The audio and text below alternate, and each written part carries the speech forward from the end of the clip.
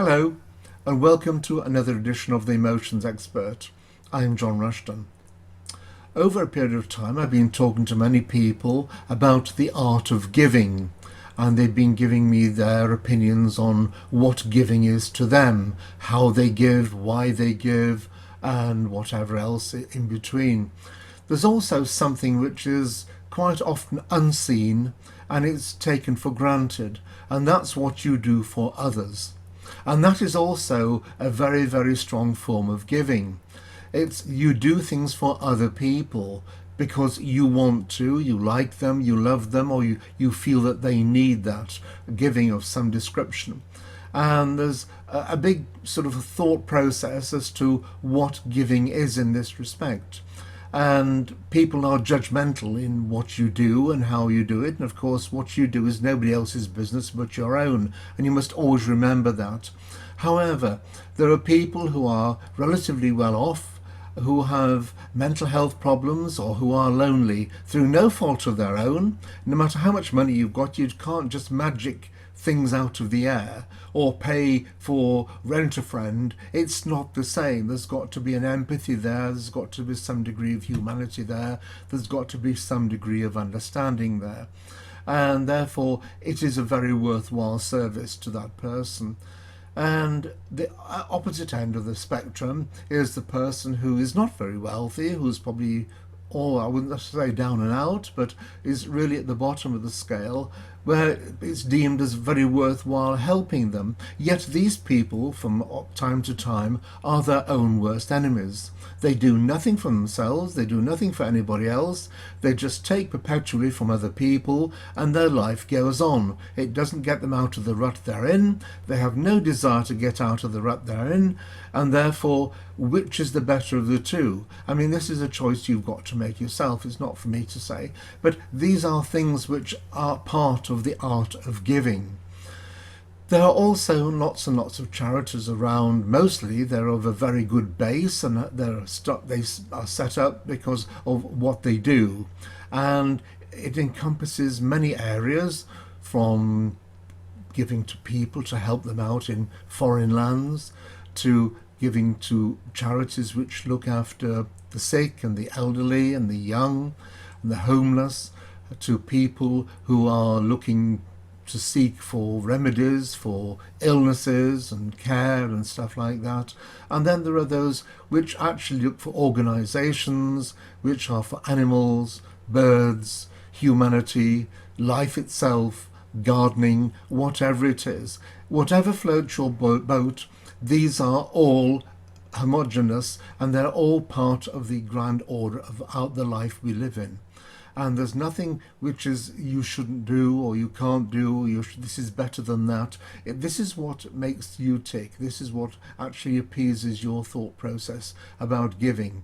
And it should be done in a very, very orderly way that you feel it's worthwhile. And you shouldn't feel obligated to do it for any other reason. You shouldn't give to put yourself at a disadvantage, because then you've actually created a problem and not solved a problem. You should give from your heart into that charity, and this makes a world of difference. And like I was saying earlier on, when you do things for other people, particularly on a regular basis or a series of people, this is also a form of giving.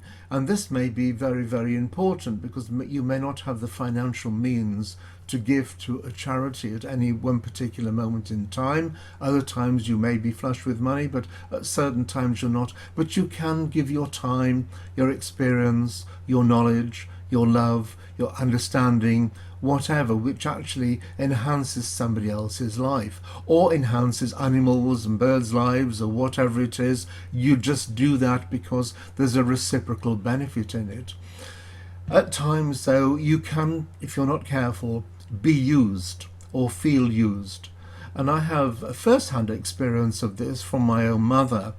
She was a prolific giver, and she used to give quite sizable amounts of money to many, many charities, which encompass things like lifeboats, service people, birds, animals, research and development into drugs and into different aspects of life, and heart disease and stuff like that.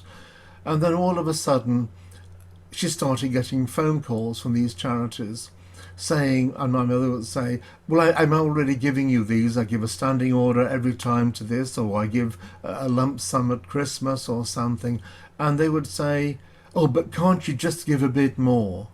And at that point, she got really cheesed off and she said, this is the last time I'm giving to you. You'll receive no more. And then she would phone me up and say, listen, this charity just asked for even more money and I'm giving this and this and this. I want you to cut them off. And I used to cut them off from her giving them money.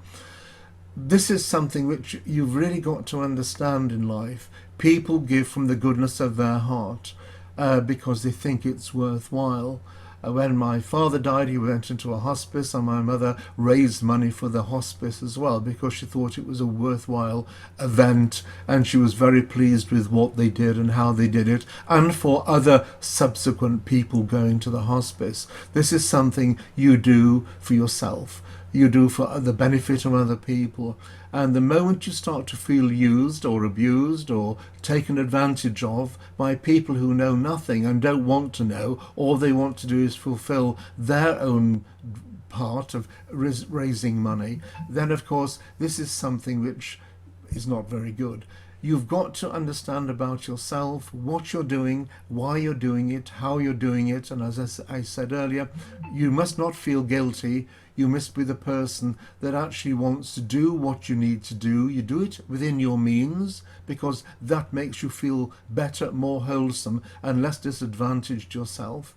And then when you do that, you're actually doing something of benefit to two people, yourself and the people you're giving it. So next time you give, please give generously, but do so with a good heart, because this is what it's all about.